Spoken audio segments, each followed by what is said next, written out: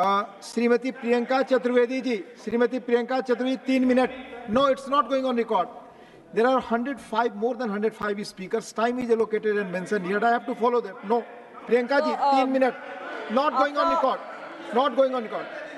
प्रियंका जी, आप बोलिए. सबसे पहले तो मैं आपका आभार व्यक्त करना चाहूँगी कि आपने मुझे बोलने का मौका दिया. समय कम है और समय मुझे कम दिया गया है, तो मैं बस यही कहूँगी. सबसे पहले तो राष्ट्रपति का जो अभिभाषण हुआ वो लोकसभा चुनाव के बाद ये पहला अभिभाषण था.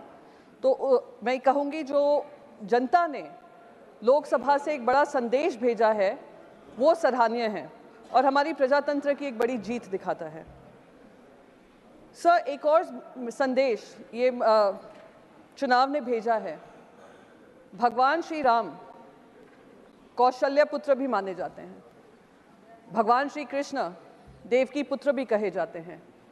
वो कौशल्य पुत्र और देवकी पुत्र ने मिलकर एक संदेश भेजा है और नॉन बायोलॉजिकल जो कहते हैं अपने आप को, उनको एक फर्क दिखाया है और ये बताया है कि भगवान का अवतार भी अपनी माँ के नाम से भगवान माना जाता है.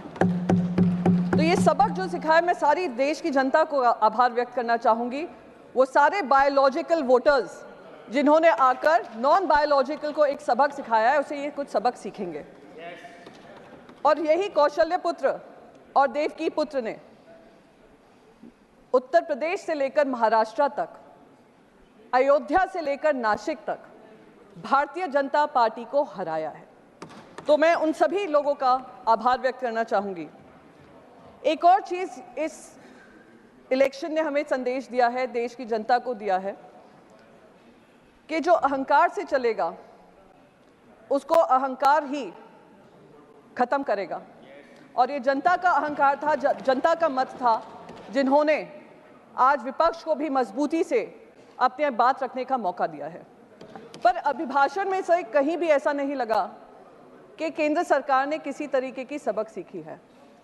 केंद्र सरकार ने ये समझा होगा कि जो बायोलॉजिकली बॉर्न होते हैं वो महंगाई से जूझ रहे हैं.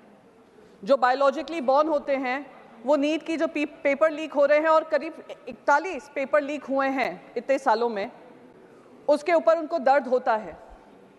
ये बायोलॉजिकली बॉर्न जो हैं वो बेरोजगारी से परेशान हैं.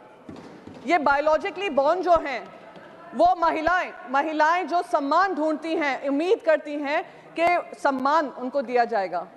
ये जो बायोलॉजिकली बॉर्न हैं युवा हैं हमारे, वो अग्निवीर जैसी जो पॉलिसी लाई जाती हैं उससे जूझ रहे हैं, उसका शिकार हैं. जो बायोलॉजिकली बॉर्न हमारे किसान हैं वो भी त्रस्त हैं. पर उनके अभिभाषण में कुछ भी ऐसा नहीं दिया गया केंद्र सरकार की तरफ से जो दिखाता है कि कोर्स करेक्शन होने वाला है. तो मैं तो बस यही कहूंगी सर, बस रैप अप ही कर रही हूं, मैं ज्यादा समय आपका नहीं लूंगी. मैं बस यही कहूंगी कि आप ये अहंकार से चलते रहिए, ऐसे अभिभाषण उनके मुंह से बुलवाते रहिए और आने वाले समय में 240 से 40 के लिए आप तैयार रहिए. Thank you. जय महाराष्ट्र, जय हिंद सर.